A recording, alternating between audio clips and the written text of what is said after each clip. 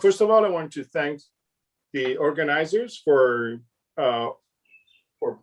organizing this conference. It's very nice. I've been enjoying it besides the last 5 minutes. And but it's been a great occasion. It's a great occasion to talk about something that it seems that we all really care and appreciate. And also, maybe this is not the first page. Okay, so I'm talking about weighted Vermont space and projection on Siegel domain of type 2. And I'm sorry if you couldn't read the title before. In any event, this is joint work with Mattia Calzi. And I want to also thank him because Mattia is now a postdoc in Milan. He's been there for about a month, about a year and something, a year. So beginning of, actually just a little over a year. Anyway, he was a student with Fulvio Ricci, and he's been in Milan, and we start working on this problem, on this subject, and it's been a great collaboration, and he's really has been the driving force in this work. So it's been it's really a pleasure. And so I started working on this topic many years ago when I was in Torino with Fulvio and Lynn Bonamy and David Becole. So where should I look here?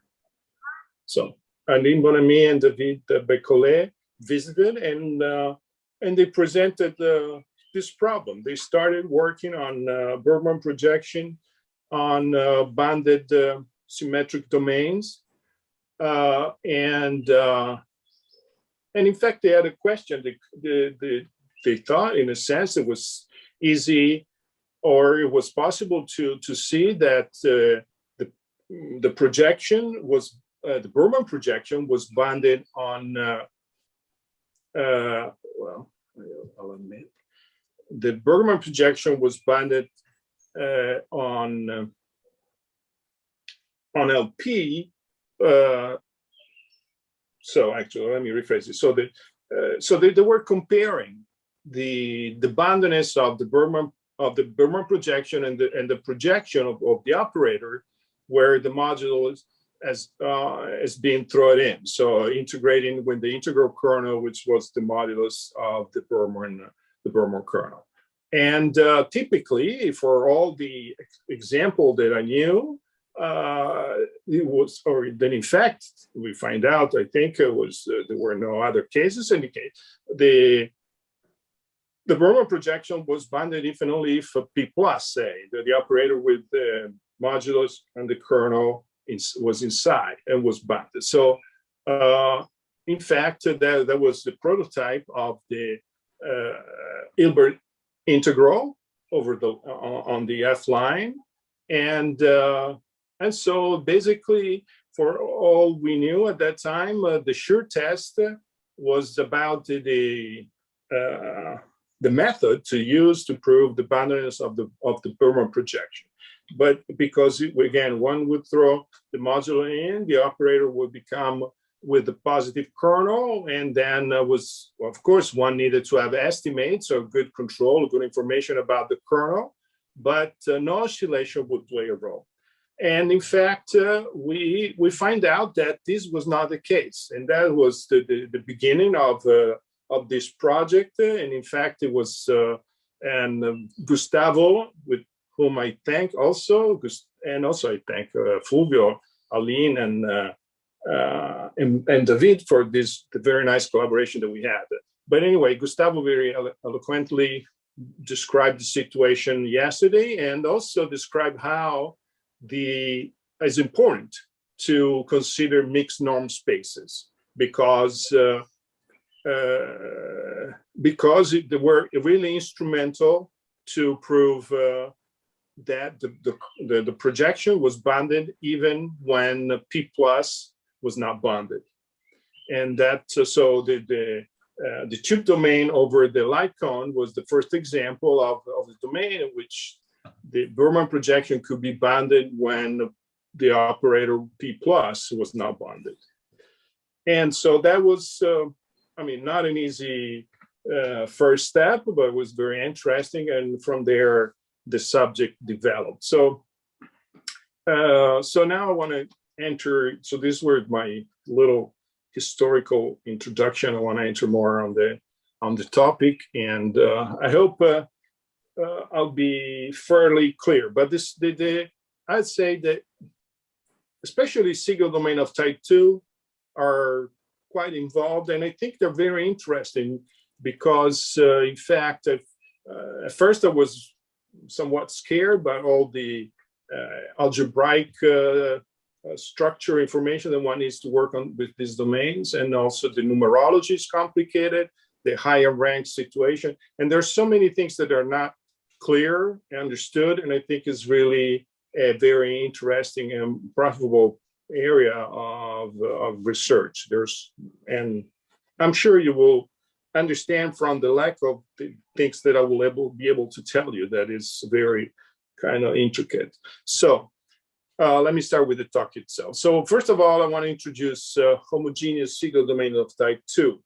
And this has been discussed previously by yesterday, especially by David, but also Gustavo, I believe, or maybe not, but David certainly worked on Siegel domain of type 2. So these are domain in Cn cross Cm, and we are assuming that there exists we have an open convex cone omega sitting in Rm, not containing in a fine line, and Hermitian map capital Phi from Cn cross Cn into Cm. And we assume a few properties about to obtain homogeneity of the domain. First of all, we set Phi of zeta as the Phi along the diagonal, and we assume that Phi of zeta is in the closure of the omega, taking away 0 for every is zeta in Cn non-zero. And also that there exists a Lie group of transformation that I haven't, sorry, this is capital T.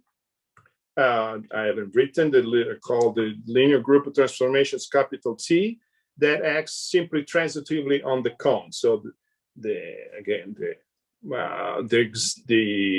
linear transformation, the preserver cones act transitively on omega on the cone, and then we can take a group, a subgroup that acts simply transitively. And then there is the interaction between this group, and Phi. And so for every T in this linear group, Lie group of linear transformation, there exists a transformation G, little g of G on Cn, such that when we apply T to Phi zeta zeta prime, then this goes inside Phi, so it's somewhat commutes. And then we define D as the set of points in Cn cross Cm, such that the imaginary part of Z minus capital Phi of zeta is in the cone. Okay, so oh my, now this again. How do I? No, oh, is this page 2? No, this. All right, so okay, so now it's working. So then the cone as a rank. So and the rank can be defined in an easy way, although it's not very intuitive. But anyway, if you take the group T of the linear transformation and acts simply transitively on the cone T omega, and you take T quotient the commutator, then this is a group, and you take the dimension, and so the rank is R. Actually, N is known as a positive integer, and it's called this is called the rank. Also, the rank of the domain is, anyways, the rank of the cone. So then we have the dual cone, which are the element of the vectors, the real vector space Rm that are positive, strictly positive against all the H's in omega closure minus, taking away to zero. And then by transposition, the group T also acts simply transitively on the dual cone. Then, well, much more is known in the case when D is symmetric. And symmetric means that it is subdual. And so omega is equals to omega prime, and the domain D is also called irreducible if it's not biomorphic equivalent, so biomorphic to a product to Siegel domains, non-trivial Siegel domains. I want to say that in this definition, we allow n, the dimension of Cn, to be zero. In this case, the domain is said to be of type 1 or 2 domain over the homogeneous cone omega. And in this case, D just becomes the set of Z and Cm. So there is a slight change of notation with respect to the talks of yesterday. From yesterday, the imaginary part of Z is in the cone. And this is what is called T, typically is called T to the omega. So there is no the extra set of variables.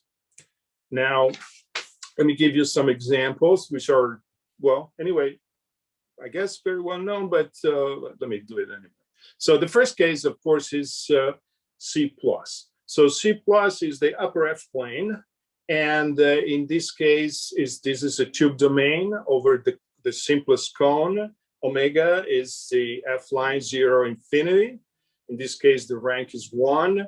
And as I said, n equals 0. There is no Cn part. And this is just the simplest tube domain. And so all the tube domains can be thought of as a generalization of this guy here. Then there is another domain where is not of type 1, is a type 2, is Siegel hyper F space. So we take the pairs zeta Z and Cn cross C, so we take still m equals 1, and we require the imaginary part of Z to be greater than the modulo of mod Z squared. There, so here we observe that n is positive. Omega is still the one-dimensional cone, so the rank is still 1. And in this case, U is biomorphic to the unit ball in Cn plus 1. So this is, as well as C+, of course, was biomorphic to the unit disk. So now, well, of course, we have also the two domain over the light cone, and here I will not repeat things that's been said yesterday by Gustavo and David also. Then in any case, we take Z and Cm, and the imaginary part is in the light cone. So the light cone is y1 squared strictly greater than y2 plus ym squared. And again, here n equals 0, so it's a tube domain, and the rank here is 2. Then let me also say that in this treatment, we also have the tube domain over the octant, because, well, it's there. So here we have Zm, we take the imaginary part in the octant, where the octant are all the imaginary part positive. And in this case, again, n equals 0. The rank this time is m, and T omega O for octant is biomorphic to the polydisk. So this is this example is just to say that in this generality, especially allowing reducible cones, we have a variety of phenomena that we, in general, of course, will be impossible to treat all at one time. And in fact, the work that I'm presenting here works for all domain, Siegel domain of type 2, but in fact, they're somewhat, so they can't be so powerful just because we encompass it all at once, all these cases. So in order to get, we know that the Berman projection, for instance, for the tube domain over the octant is bounded for all p's, so that we have a whole bunch of different situations and probably more complicated ones in more complicated cones. And so, okay, now I can't go. All right. So yeah, page 5. So every Siegel domains D is also biomorphic to homogeneous bounded domain D prime, and conversely. So in fact, when we treat homogeneous Siegel domains, we basically, we're treating by holomorphism homogeneous bounded domain, all homogeneous bounded domain. But I have to warn you that, of course, some properties are biomorphic invariant in the sense they can be transported from one domain to the other, but not, obviously not all, and the one has to be careful. And so I'm not going to state anything about homogeneous bounded domains. We certainly have in mind to start translating the results of some of the results that we have in the case of bounded domains, but things do not. Some things will follow fairly easily. Some will not. So, but we still have to investigate that fact. So, some few more notation that have been discussed also yesterday. So now we have given the cone. We have the group T that acts simply transitively on it. We have the quotient, and this we said is biomorphic to R to the R. There is no star here, and then we can then we have the characters. And of course, here I could write either R to the R or R star plus to the R. So either way, this is wrong. So I guess I wanted to put the plus, and so to get the multiplicative structure. And in fact, yes, there is a plus here in the index missing. Oops, I didn't want to do that. So these are plus star to the R, and here the same. So these are multiplicative characters, and then so we can induce characters on T by the ones on R star plus to the R, and we call these characters delta S, and then again want the word on T. Then if we fix base point E and E prime in omega and omega prime, then we can transfer to function omega and omega prime respectively. So these are being discussed yesterday, and in fact, if one takes the cone of symmetric positive definite matrices, then this delta function, these are the minors of the matrices, and so in fact they have R components, so they're multiplicative characters in R, and so given the cone, there is a value delta D in R to the R that provides such that one of these powers is gives the invariant measure on the two cones. DH and D lambda are the standard Lebesgue measure or Hausdorff measure of dimension R, and these are the invariant measures. And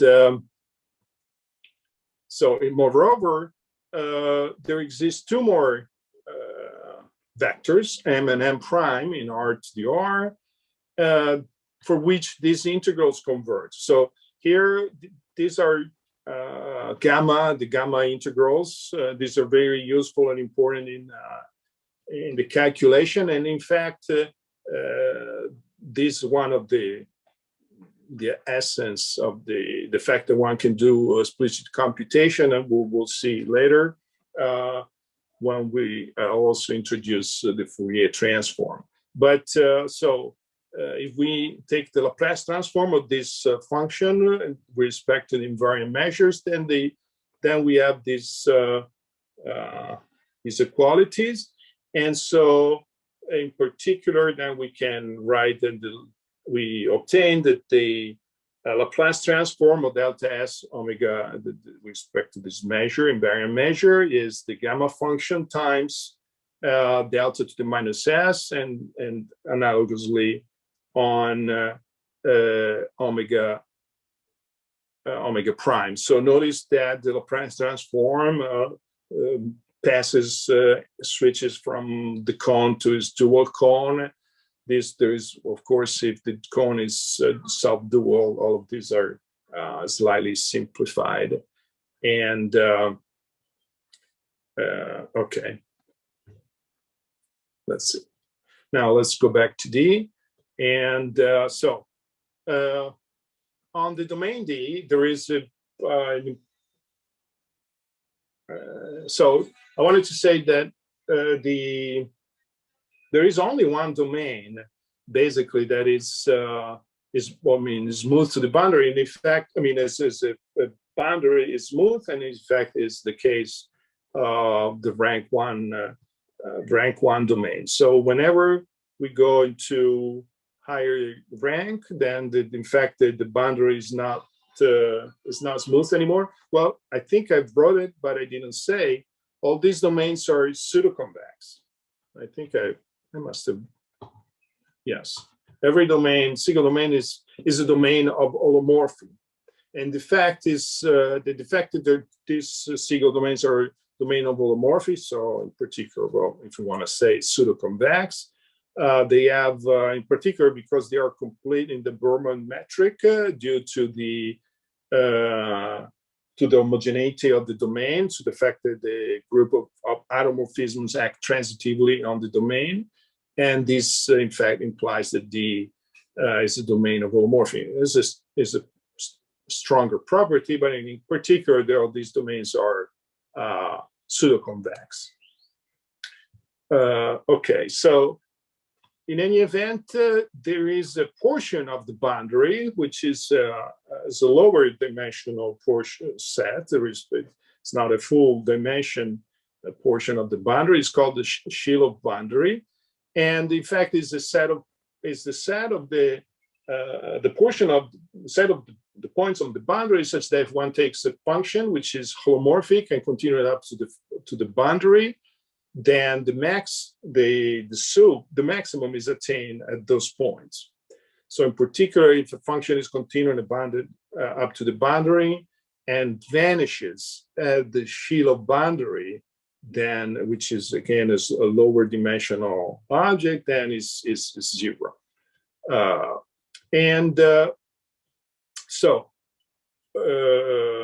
So in fact, the Shilov boundary is the set of point zeta z in Cn cross Cm, where the imaginary part of z equals phi of zeta. And so now this allows us to introduce coordinates, to do coordinates, and we can foliate the domain D by copy of the Shilov boundary and the Shilov. And in fact, the Shilov boundary itself as a group structure, and that's a key fact. I mean, one reason we personally we like to work on this class of domains is because we can do Fourier analysis on the boundary. So let me say this, and we consider script n as Cn cross Rm, and we identify the Shilov boundary with n, but obviously by this identification, zeta is fixed, and then x plus I phi of zeta. And that's, of course, means the imaginary part of the second entry equals the phi of the first entry.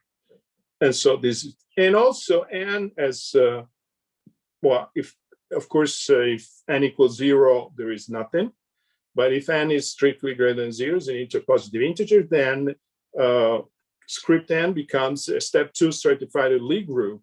And the product is given as I write in here, zeta plus x zeta prime, x plus x prime plus twice the imaginary part of phi zeta zeta prime.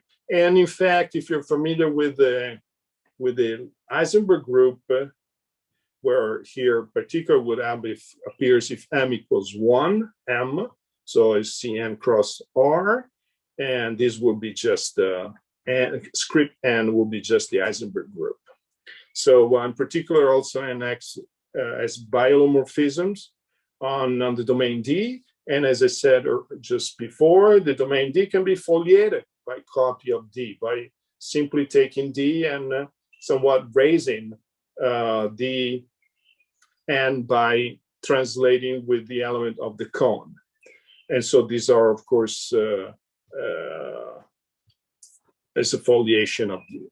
And so in particular, then we can write for a function f defined on the domain D as through its restrictions to these leads. So we can parameterize D as this foliation, so with the coordinate of n plus IH, and so fh of zeta x is the function of zeta x plus IH plus I phi of zeta. Oops. Let's see. Sorry. So now, okay, let me talk about the mixed norm weighted Berman spaces. So, well, we've seen it already in a few situations. Now, here, notice that I don't put any restriction on P and Q for the time being. And in fact, one of the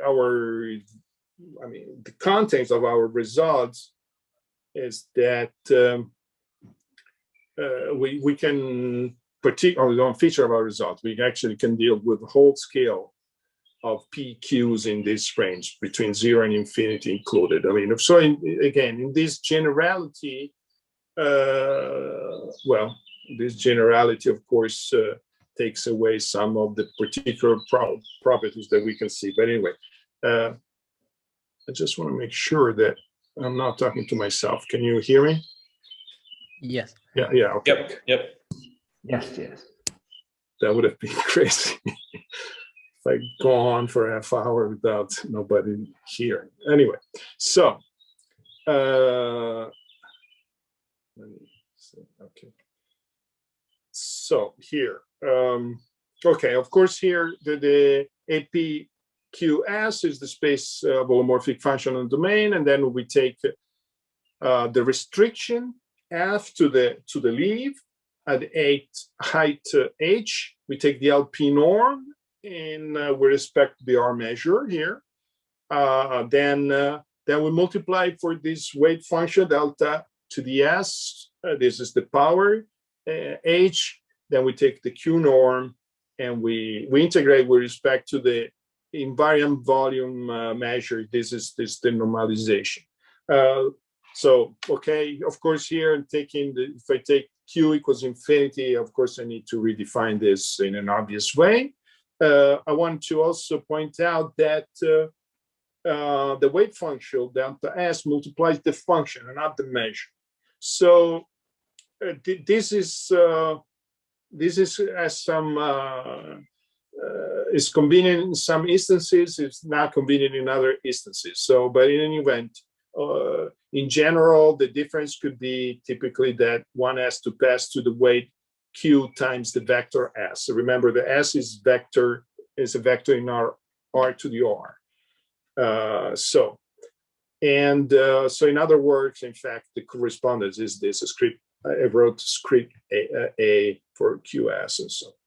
I want to also observe that AP infinity in this notation, otherwise the previous notation we will lost Q equals infinity because we would have, of course, we would have had the infinite weight, would not make sense. So in our notation, we can recover the classical Hartley space. The classical Hartley space is AP infinity 0. So we put, of course, the weight equals 0. But then we take in the Q norm, in the Q index, we take the soup norm, and so we get the classical Hardy space. So this is one advantage for sure. It's perhaps the main advantage of using this notation. And but also some numerology, but essentially this, I would say, it's the main key point. So then the Vermont kernel, the Siegel kernel is the reproducing kernel, and like all the other kernels can be expressed in terms of the powers function, delta omega to the power d plus b. Maybe I didn't say what b is. Shoot. Let me see. You can see. All right. So what is it? Okay. Let me see. So here, there is. Let me look at the second item first. I should have written before. So associated to omega and phi, there is also another vector that plays a role in. And is B, and is such a constructed in particular is the property that delta omega B plus 2D evaluated in the imaginary part of Z minus phi of zeta is the invariant measure under the biolomorphisms of D, of the capital D, the domain. So if D is a tube domain, that is n equals 0, then capital the vector B is 0, is not there, and so things are also simpler in general. So let me go back to, so this was I can't do it. So here this was the situation for the Siegel kernel. And now, well, is not given the explicit expression of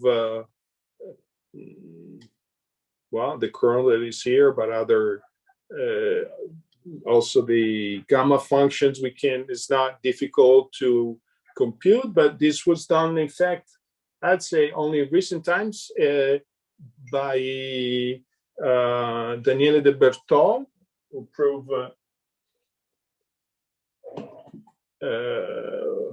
prove this fact for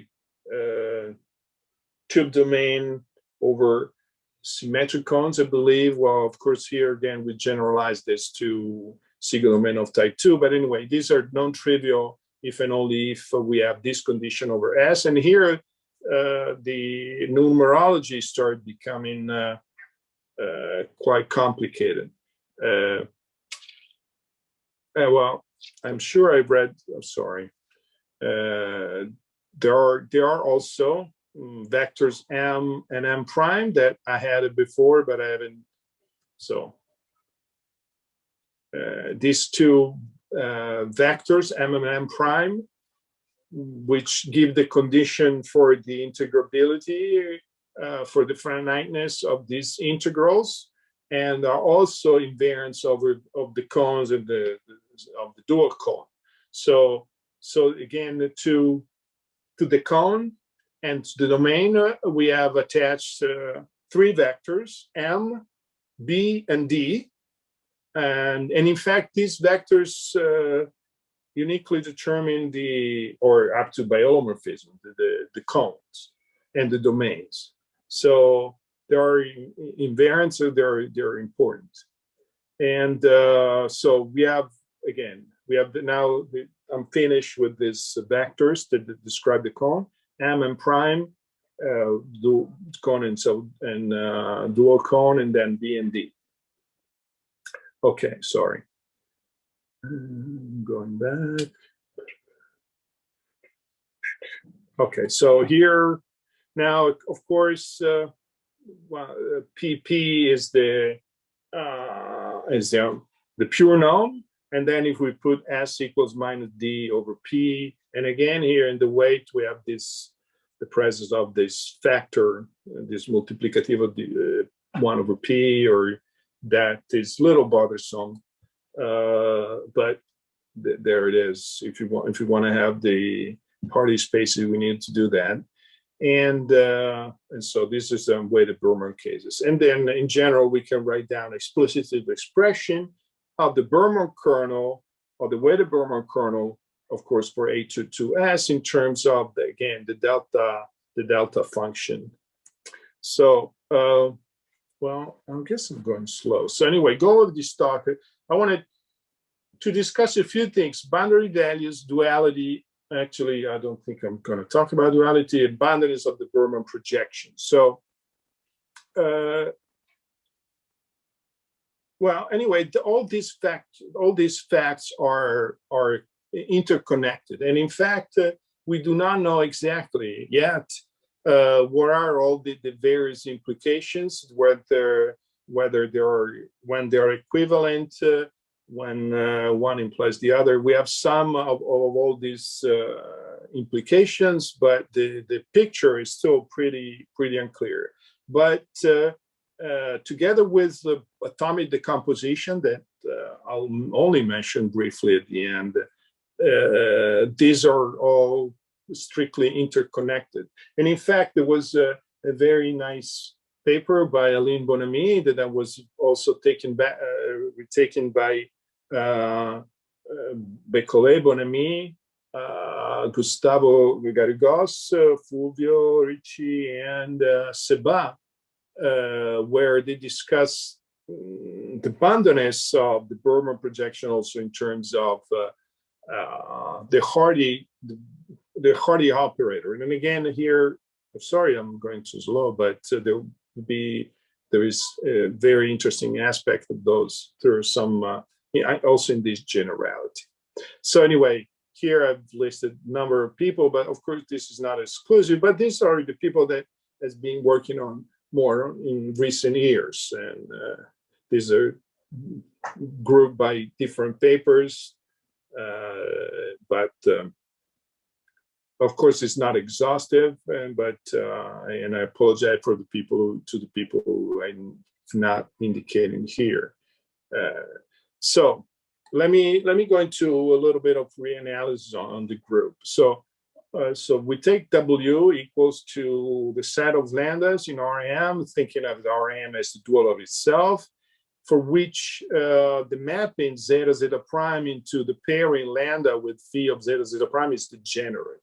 So then we take lambda now in W. Then we know that there exists a unitary, irreducible unitary representation pi lambda, for which pi lambda of 0x is just the character over the unitary character over Rm.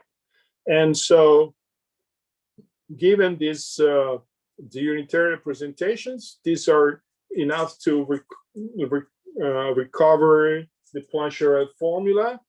And so if F is in a function on the group, or so say on the Shilov boundary, then the L2 norm can be written as the integral of pi lambda in the Hilbert-Bit norm squared, delta to the minus b. This is again the vector p of the group. And of course, it's here because we are in the type 2 case. Otherwise, n, the script n reduces to Rm, and so then all of this, I have to say, this is meaningful only if n is positive. And in fact, if we take R equals n positive and R equals 1, so we're back on the Heisenberg group case, then D equals -1, and the group is the Heisenberg group, Hn, and MB is -n. So this is just as numerology, or I'm going very slow. So anyway, here, first of all, I want to study boundary values of these functions. So if I take a function which is holomorphic in the domain and has some integrability property, such as f of h in particular is in L1, then given the fact it's holomorphic, just by applying the Cauchy-Riemann equation, one could say that in fact pi lambda x is the transpose of rank 1 operator. So it's not just inverse meta, it's so particularly equals to this property here. So it's again, it's the adjoint of its rank 1 operator. And then in fact, if then also we can do the same, not for just a single h, but for h in an open set in omega, then in fact pi lambda of f of h is 0 when lambda is negative. So this is a Paley-Wiener theorem that there is a whole, I mean, we have a whole bunch of results that I'm certainly do not have time to go through here, but this is analogous to the fact that when we are on the upper F plane and we have a function which is either in the Hardy space or some Bergman space, then the Fourier transform of these boundary values is supported only on the F line. And okay, so this is again is the same situation, and here lambda negative doesn't. Okay. So okay, so here. So again, in order to describe the functions, we need to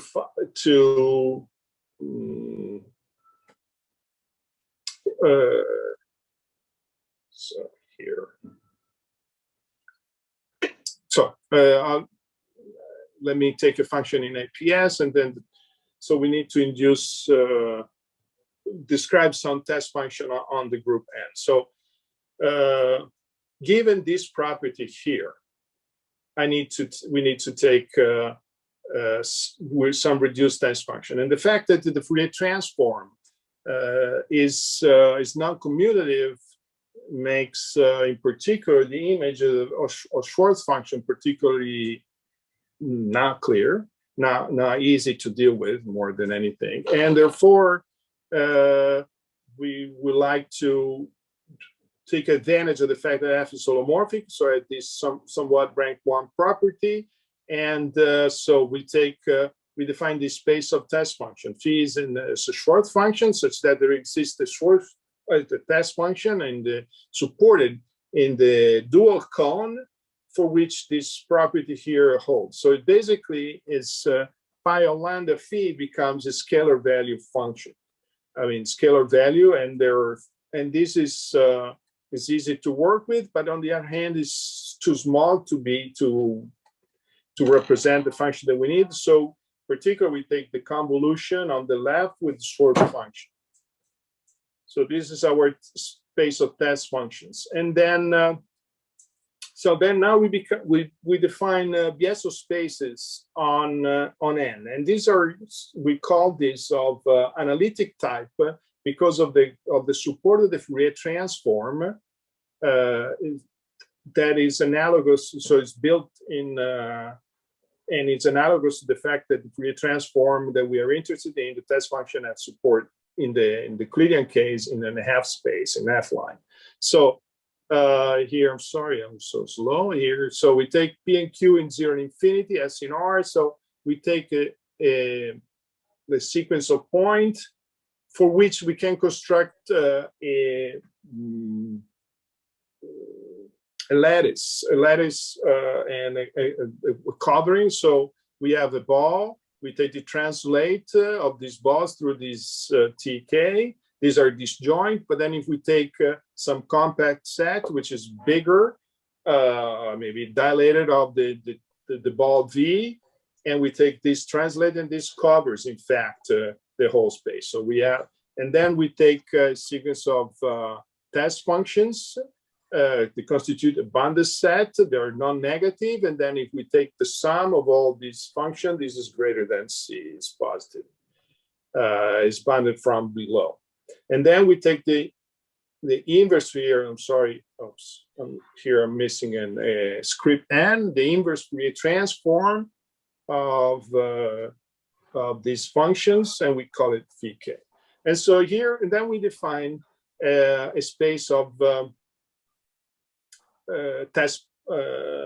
space of distribution, and in the space of distribution, we define this sublevel, this Beso norm here, this Beso space.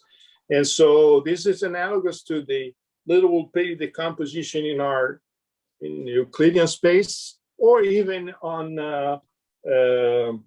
Nilpolyan groups defined by some sub-Laplacian. And in any event, here we have this wave function that comes from the geometry of D of omega. And so this is a space of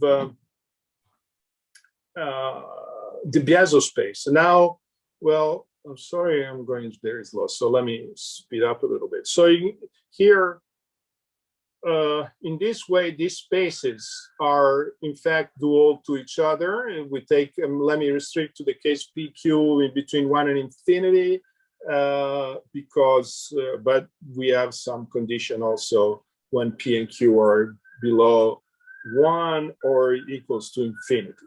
In any event, under these restrictions, then the two spaces are in fact dual to each other, and the space of test functions that we constructed are in fact dense in the spaces.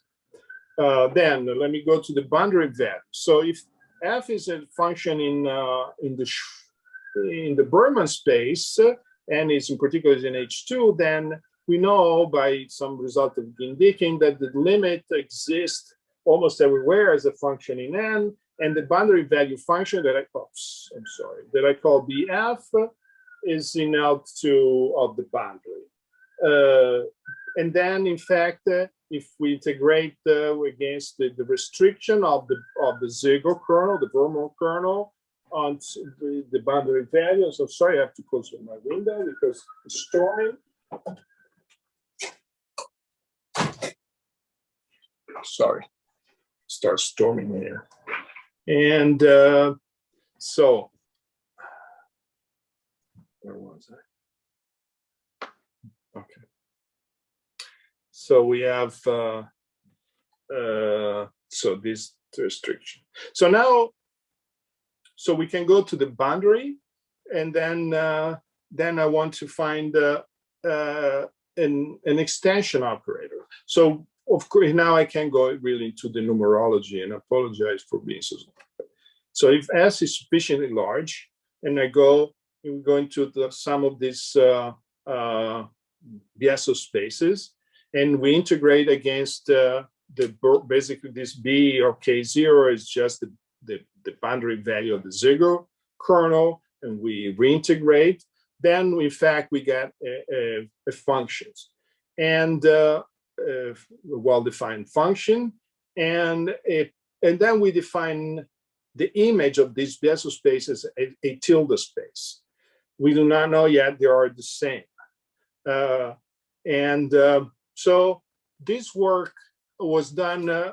Also, let me say that all of this, the work that we have done has an origin in work by Fulvio Ricci and Mitch Tableson in the United Square Normale Superiore di Pisa. I believe was early 80s or something like that. I don't remember exactly, but it was really a very, very nice paper, and has been sort of got or went unnoticed for a long time. Bécollet, Bonamy, Garrigos, and Ricci picked it up again, and worked out some of the theory on tube domains over symmetric cones. And Mattia and I have picked it up again. But it was a very nice paper, and that again got unnoticed or remained dormant for a long time. In any event, so if we have some condition here on S that I'm not going to read it, but so it's sufficiently large, then we have this, in fact, these inclusions. And so in particular, he mapped the extension operator, mapped the Beso space into APS, and I mean, not exactly the test function in APQS, and we do not know when this equality occurs. In any event, now we have. I'm going to speed up here. So we have a condition on the lattices.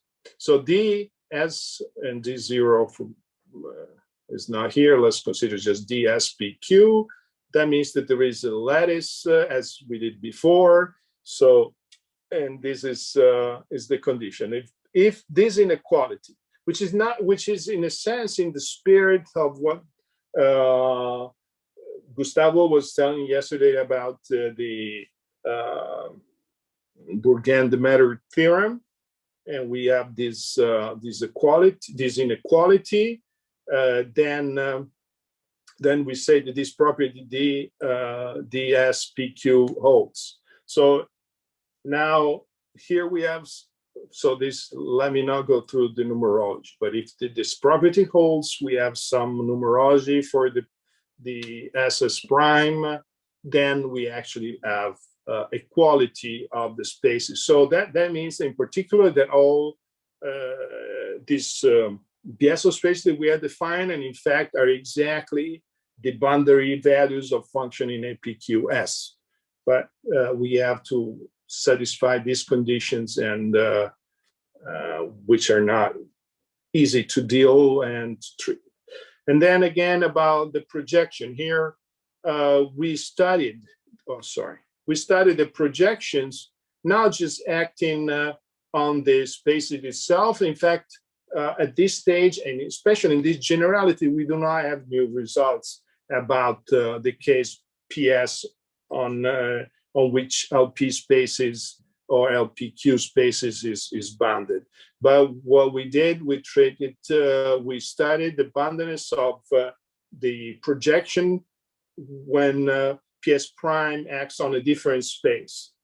And in fact, now we have also the condition that of the equality. So again, let me not go through the numerology here, but the sense is that if S and S prime satisfies somewhat the right condition, and we have the equality between the AP tilde spaces, then P prime S also is bounded on LPS into AP tilde S. So here there's still a lot of to be investigated. And again, let me go. Okay, yes, I'm essentially at the end. So there is a lot to investigate. There is, in particular, we would like to put all these connections, these conditions into clearer pictures. But of course, in order to get some generally new results, we need to specialize or to understand the geometry of the cones. And so anyway, let me say that I'm sorry for being too sketchy, but we have results on sampling, atomic decomposition, colors on the reserved column measure, regularity of doublets, and Cesare operators. And I'm going to thank you for your attention.